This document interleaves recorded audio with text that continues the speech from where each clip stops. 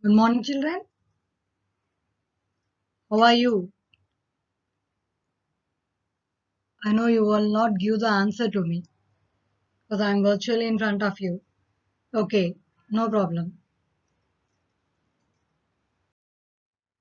So, in the last part, we have learnt about nylon, one of the synthetic fiber. So, today we are going to continue with the next part of our lesson is synthetic fibers and plastic. So, be attentive and listen carefully, children, and don't escape from writing assignment. Everyone, please write the assignment sincerely, children.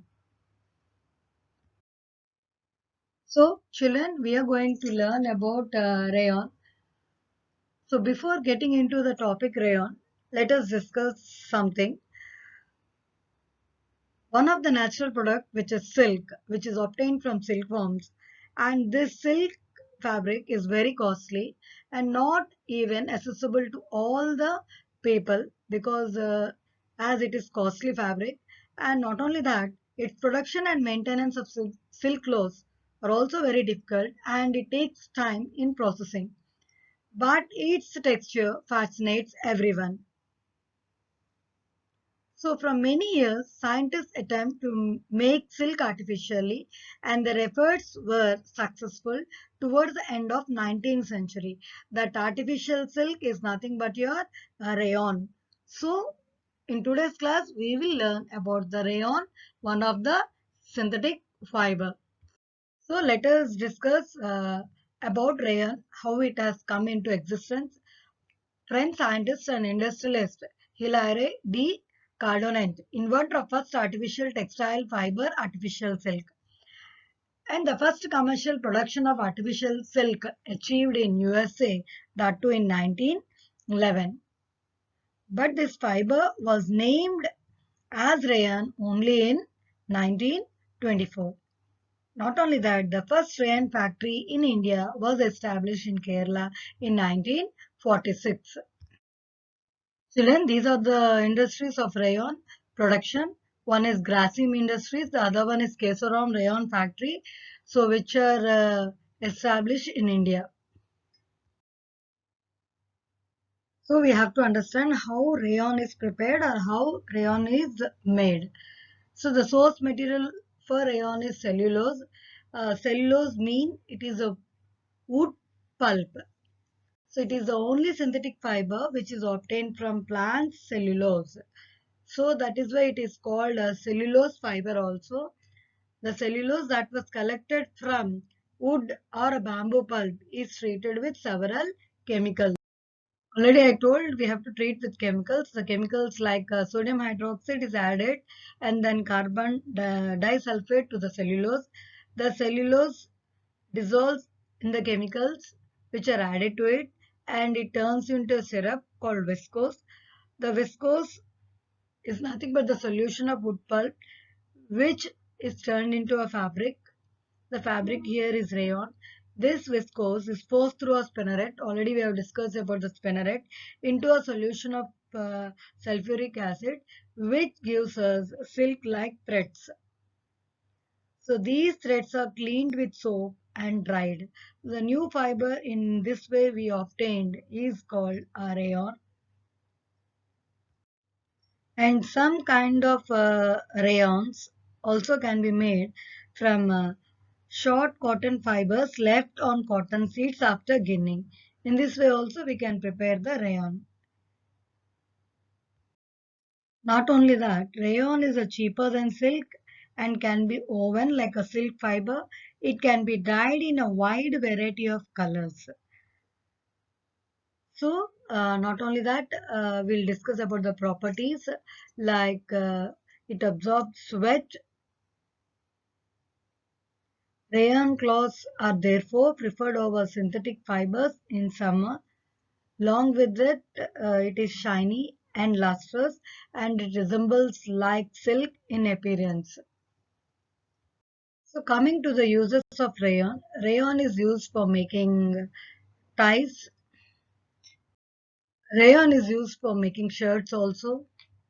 Here the rayon is mixed with wool in making of carpets. Not only that, rayon is often used in fashion and home furnishings also, like bed sheets, curtains, tablecloth, sofa covers, etc. As rayon is mixed with cotton to make bed sheets, rayon is also used in sanitary products like diapers and bandages and links for dressing wounds. As rayon is not considered as a true synthetic fiber as it is synthesized from cellulose which is obtained from plants, many people prefer to describe it as a semi-synthetic fiber. Not only that, rayon is not a perfect fiber to prepare all fabrics because it is made up of from plant cellulose. It absorbs water easily. Because of absorbing water, makes the rayon weak and causes the fiber to break easily. This is one of the disadvantage of this rayon fiber. So children, our next topic is why do we combine fibers? So reason is there for the combination of fibers. Uh, Two natural fibers may be combined or two artificial or a combination of natural and artificial fibers will be combined together so that it evolves into a new fiber which has its own advantages. So how you can find this? Whenever you go out and buy clothes or a ready-made garments, you have to observe the brand label there. What do you notice there? Different percentages of different fabrics are mixed on the brand label and it is specified there. So here when I am showing in the picture, you are seeing a 45% cotton and 20% wool and the other three all sums up to 100 percentage of the fabric used there. Okay, and not only this, you may find rayon mixed with wool and cotton, or sometimes polyester mixed with cotton and wool. Even nylon is mixed with polyester. These combination of fibers is advantageous in making a fiber useful. So children, listen attentively, a very interesting one. Uh, Blending is the combining of two different fibers together intimately to achieve a desired product characteristic. So blends can influence coloring, strength, softness, absorbency related to water, ease of washing, resistance to wrinkling, ease of coloring. Not only that, cost also one of the factor. So any synthetic fiber can be combined with two or more fibers. This is called upblending. So natural and synthetic fibers are often blended for preparing better fabric. The example I have given is polyester and cotton. So when two different types of fibers are blended, the properties of these two different fibers are synergized. Listen, in the blend of cotton and polyester, cotton provides the absorbency for water and the polyester provides the strength. Not only that, cotton is comfortable to wear, but it forms wrinkles, but polyester is wrinkle free.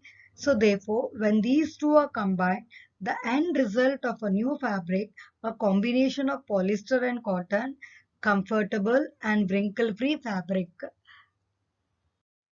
Along with that, one more property also, cotton shrinks in wash while polyester generally does not shrink. So when these two are combined in a proper ratio, the resultant material does not shrink to a larger extent when compared with a pure cotton fabric. Children, I hope you have understood the concept of blending. Now, when a fiber is combined with other fiber, certain qualities of first fiber are combined with the qualities of other mixed fiber and gives us a blended fabric which possesses the best qualities of both the fibers. So blending helps us to reduce the limitation of both the fibers. So in general, during blending, the more the percentage of natural fiber in the blending of fibers, the more would be the comfort to the skin. So as natural fibers are free from irritating chemicals, as because we know that synthetic fibers are made from chemicals. So because of that, the blending is essential for natural and synthetic fibers. So children, in today's class we have learned about the fabric rayon, how it is prepared and what are the uses. Along with that, we have learned about the blending of different fibers, how it is advantageous to us in making a fabric. Okay, I'll meet you again. Thank you children.